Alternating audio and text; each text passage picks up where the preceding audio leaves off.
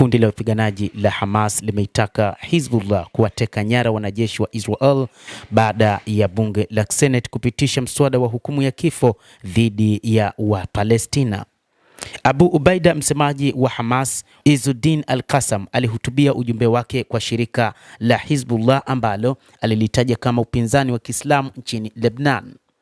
Msemaji huyo wa Hamas alitoa wito kwa Hizbullah kuzidisha juhudi zao za kuwateka nyara wanajeshi wa Israel nchini Lebanon mnamo siku ya jana Jumanne, akisema ni kwa ajili ya kuwakomboa wafungwa wa Kipalestina na Waarabu kufuatia bunge la Knesset kupitisha mswada wa hukumu ya kifo dhidi ya Wapalestina.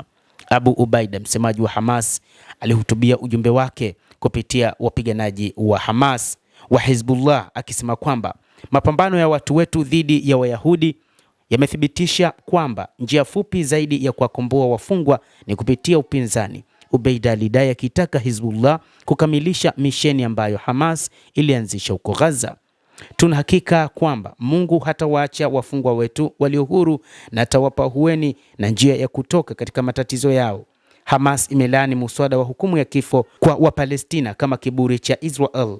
Ubaida pia alishutumu Israel kwa kiburi cha Wazayuni katika hali ya hivi karibuni ya bunge ya kupitisha muswada wa hukumu ya kifo kwa kile inachodai hukumu ya kifo kwa magaidi. Kosa la kufunga msikiti wa Aqsa, mswada wa hukumu ya kifo ambao ulifadhiliwa na waziri wa usalama wa taifa wa siasa kali za mrengo wa kulia Itamar Ben-Gvir wa chama cha Ozma Yehudith Party, kulingana na wafuasi wake, utafanya kama kizuizi dhidi ya ugaidi na kutoa haki kwa wahasiriwa wa ugaidi. Hata hivyo, uhalifu huu, Al-Ubaida alihimiza, unawalazimu vitengo vyote vya taifa letu na watu huru wa dunia kutumia kila juhudi iwezekanavyo kuadhibu uvamizi huo kwa uhalifu wake au angalau kuishinikiza kusitisha makosa yake. Hili ni jambo dogo sana, tunaweza kulifanya.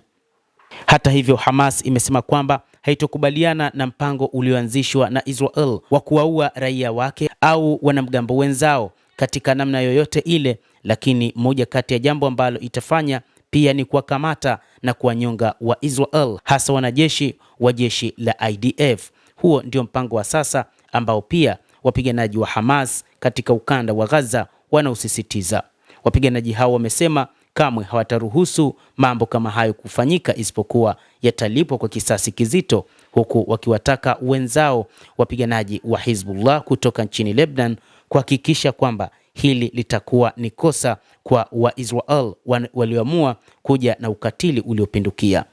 Mtazamaji, endelea kutufuatilia, lakini ni kusihi usisahau kulike, usisahau kucomment, kadhalika usisahau kusubscribe channel yetu hii ili upate habari hizi kwa mapana kupitia The World News. Mimi ni Adam Hussein, endelea kuwa nasi wakati wote, endelea kutufuatilia, utajua mengi yanayojiri duniani kupitia hapa The World News.